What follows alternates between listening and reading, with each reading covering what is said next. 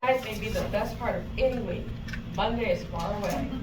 You're ready to relax or blow off some steam, but what happens when responsibilities threaten to steal away your Friday night? Our next speaker believes he has the formula for you to both fulfill your obligations and enjoy your Friday night. Please welcome Caleb.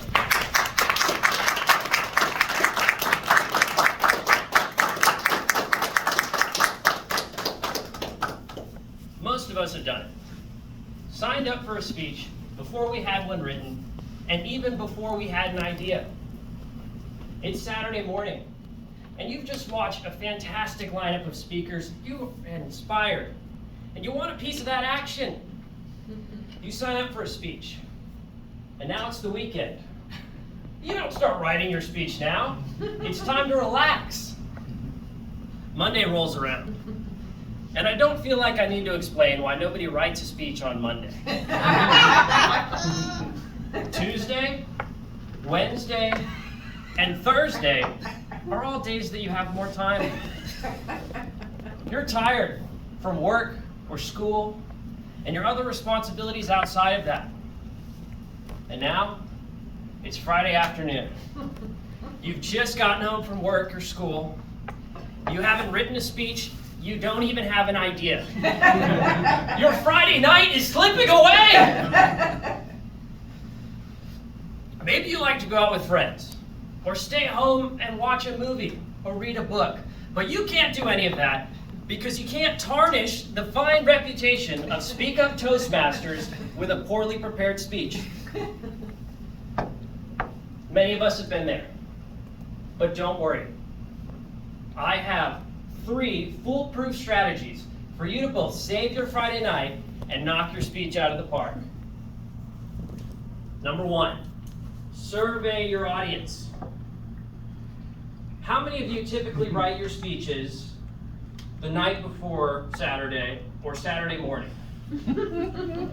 Okay. You in the green shirt, will you please tell me, why do you write your speeches at the last minute? Well, because my ideas are very convoluted. I need to allow them plenty of time to brew inside my head. Thank you. How many of you typically write your speeches a few days in advance or more? Anyone? How much in advance do you write your speeches? Weeks. Weeks. Anxiety.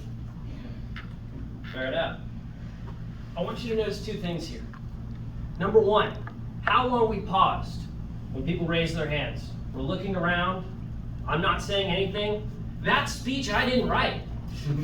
Second, I've enlisted audience members by surveying them to give my speech 4 minutes. The longer they go, the better. We may have wasted 20% of my 5-minute speech asking 4 simple questions. It didn't take me long to write those 4 questions. Number 2, pause. You might be thinking, Caleb, how am I going to get to 5 minutes with pauses? Consider this. A typical 5-minute speech might have between 50 and 75 sentences. If you pause strategically for 1 to 2 seconds, after many of those sentences, that could be another 30 to 60 seconds on the clock. That's another 20% of your speech. And the third strategy, speak slowly. Our tendency up here can be to speak 10 to 20% faster than we normally do in conversation. So if we slow down 20%, we're now speaking at a normal conversational volume. And if we slow down 20% more, who is really gonna notice? Now I'm speaking 40% slower. That's 40% of a speech I didn't have to write. Let's do the math. 20% of your speech was 4 questions that took you 2 minutes to write. 20% of your speech was pauses. And 40% you saved by slowing down. By my math, you only have to write 20% of a speech.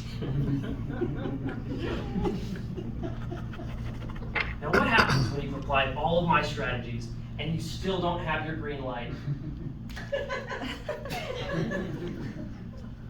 This is where you summarize. You don't have to write anything new. You just say what you already said again. Today we learned that you can save your Friday night and knock your speech out of the park by surveying your audience. Let the audience give your speech for you. 2, pausing longer and more often. Speak slowly. I have my green light.